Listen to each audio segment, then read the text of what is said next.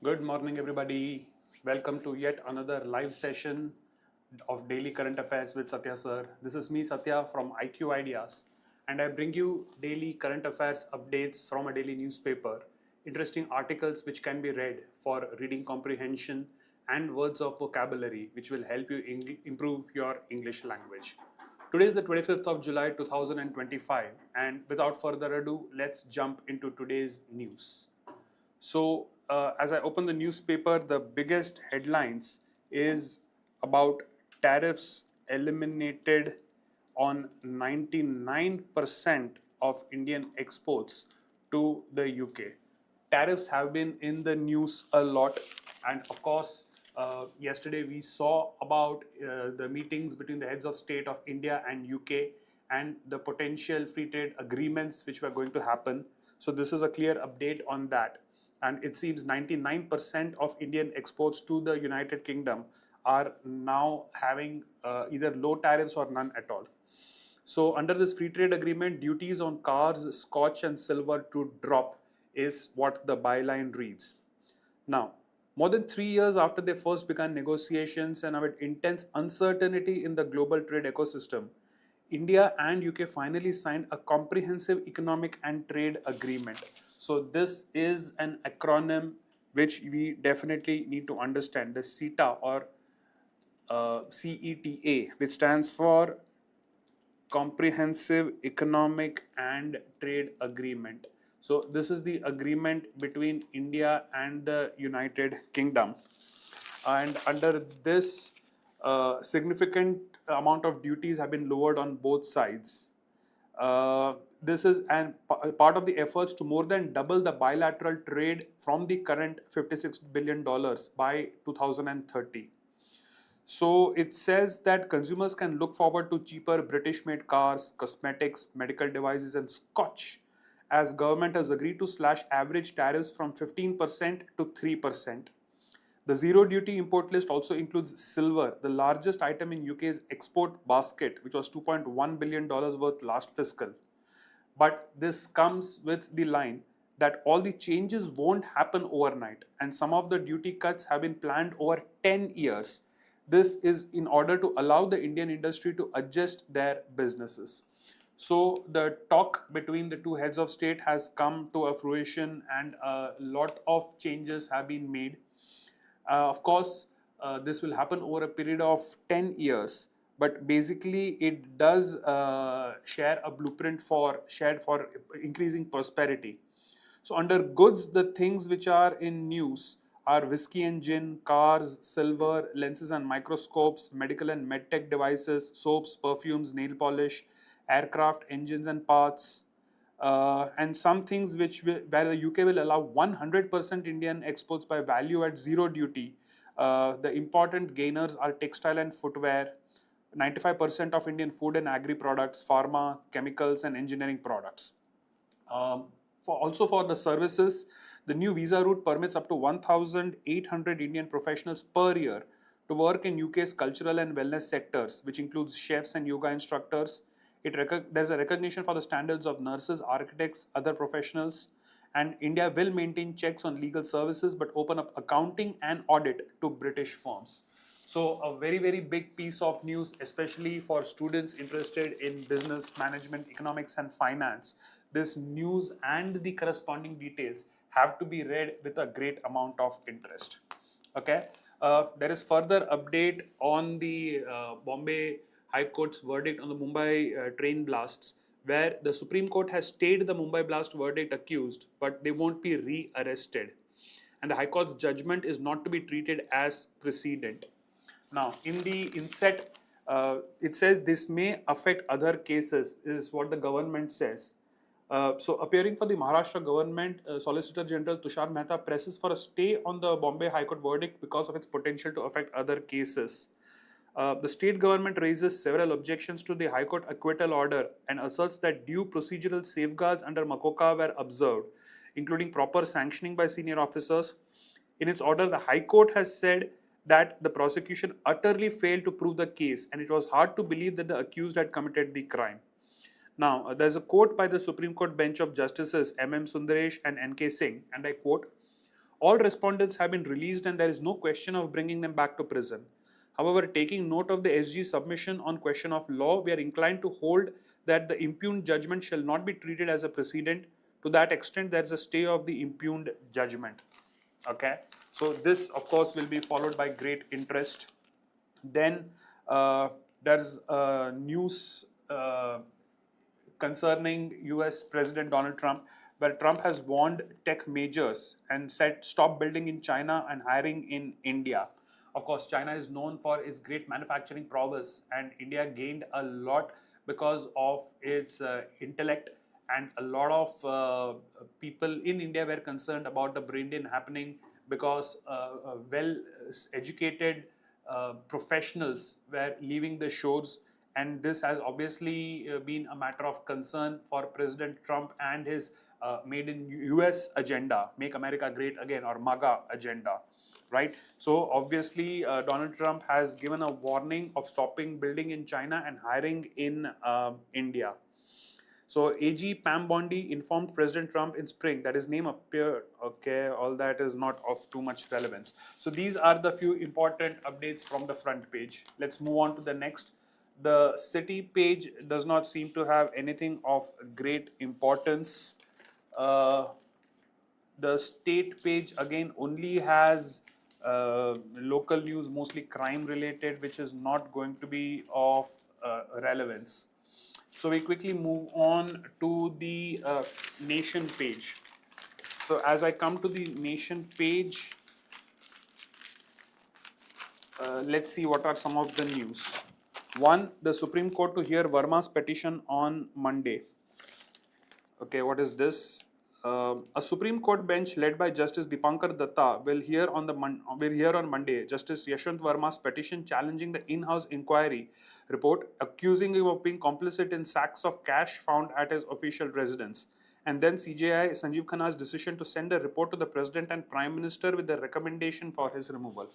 Obviously, Justice Verma has been in the news a lot regarding this scandal, and though there's an update that the Supreme Court is going to hear his petition on Monday. Okay, related to that, I think we have Birla to announce in the Lok Sabha Verma panel in 8 to 10 days. So Lok Sabha Speaker Om Birla and Rajya Sabha Deputy Chairman Harivansh, who is officiating Chairman of the House since the resignation of VP Jagdeep Dhankar, have started the process for committee formation for the removal motion of Allahabad High Court's Justice Yashwant Verma. So that's related to that. Okay. Below that, we have a news: witness protection plans in place but need to be enforced in spirit.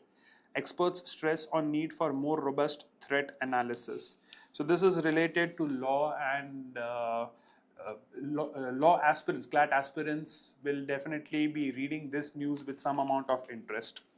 Okay, moving on, we have a full page ad, skip it, next page, nothing much, then a full page ad, nothing much, skip, move.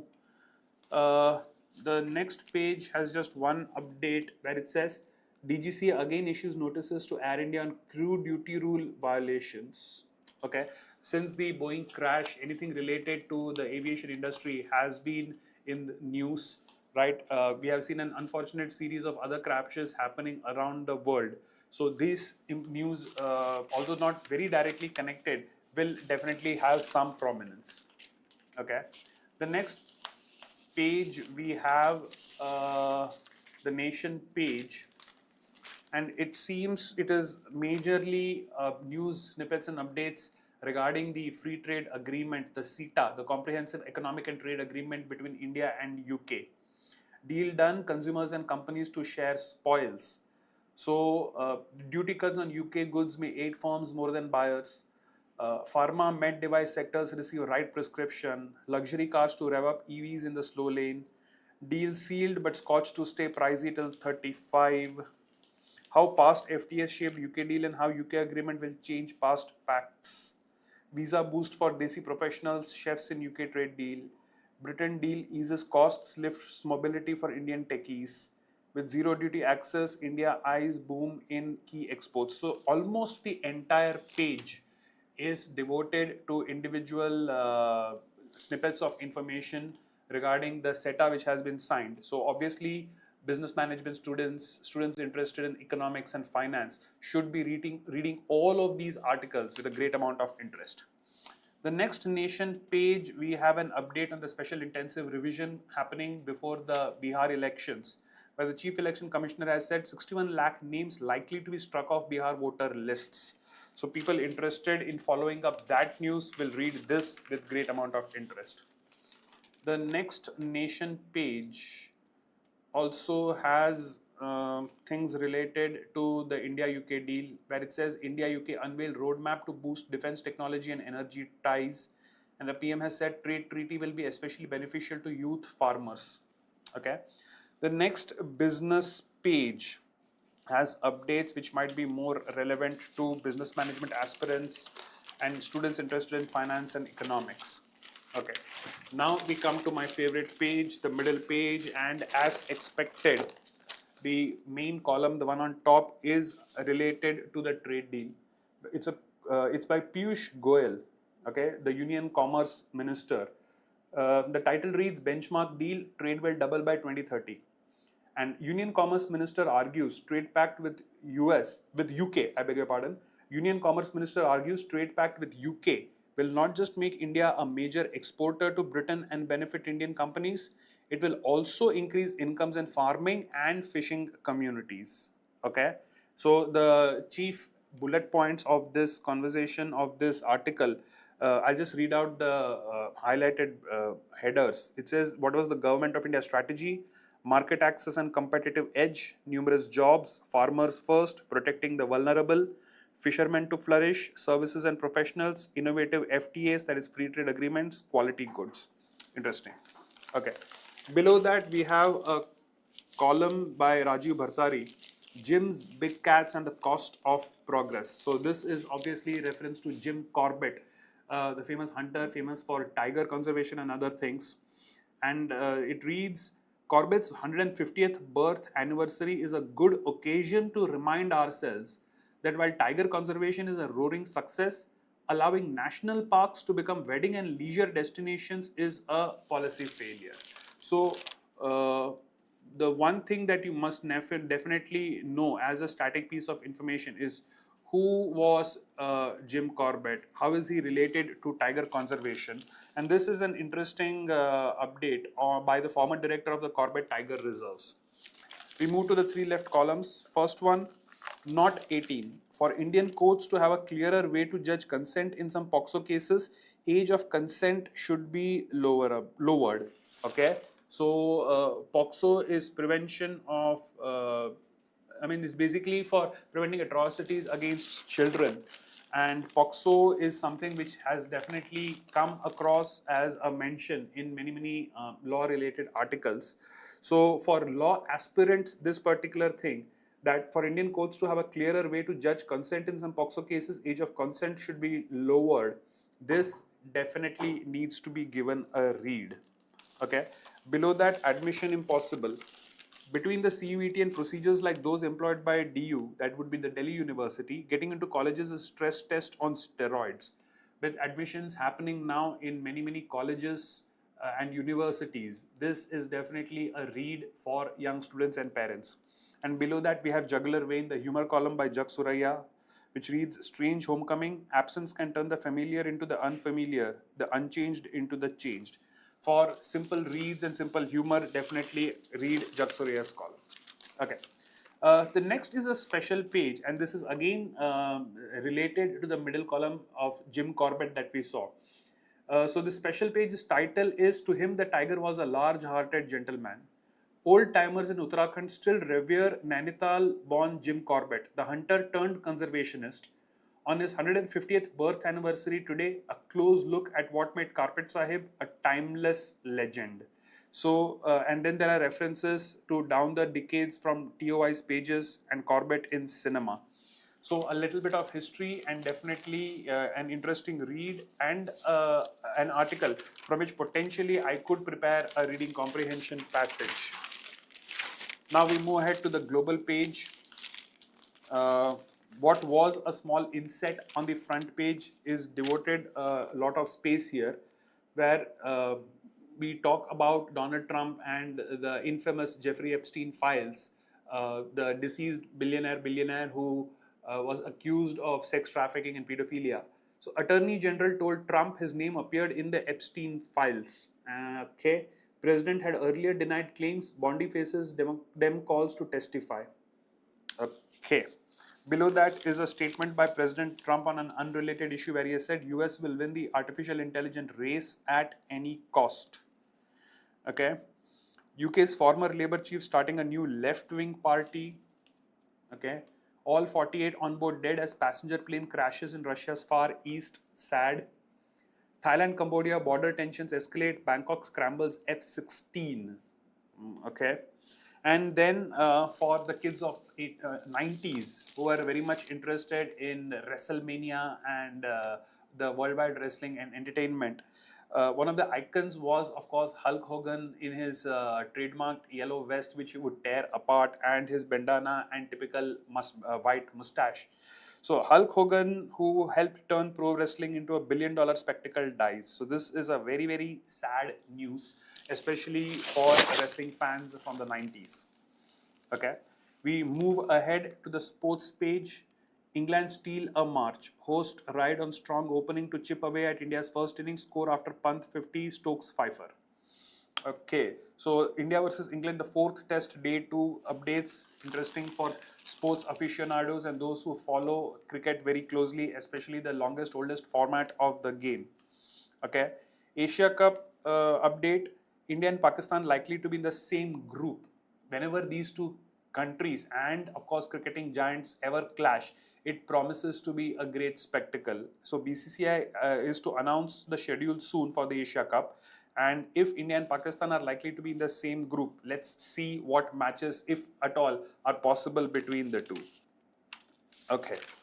So now we move on to the last page, which again has a lot of sports related things, where a majority of the news, the center attraction is India's World. Humpy rallies to topple top seed Tingji will take on Divya for Women's World Cup title. Okay, so right now we have the Women's Chess World Cup going on, where India number 1 Konero Humpy rallied splendidly, playing fearlessly to send China's top seed Lei Tingje packing from the FIDE Women's World Cup in Batumi, Georgia, on Thursday in an exciting semi-final tiebreak played in both rapid and blitz format. Humpy prevailed over Tingje's 5-3 to set up an all-India title clash with her admirer 19-year-old Divya Deshmukh. So whatever is the outcome of the finals, the title is for sure in India. So we are rooting for both the players now. Great. Vaishnavi is the first Indian women tennis player to win WUG medal. Okay, that is the World University Games. So 20-year-old Vaishnavi became only the second Indian to win a medal in the World University Games after Nandal Bal clinched a silver in the men's singles in the 1979 edition in Mexico City. And this is which sport? At least the image suggests that it is tennis. Great. So those were the news updates from today. The biggest news, and a lot of print space has been devoted to the comprehensive economic and trade agreement between India and UK. And of course, celebrating the 150th anniversary of the Tiger Man of India, Jim Corbett.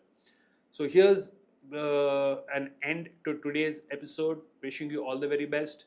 If you have liked this so far, do hit the like button, share it with your friends. Subscribe to the channel if you haven't already done so, and do drop a comment below in case you wish to say anything. This is me, Sathya, signing off for today. Wish you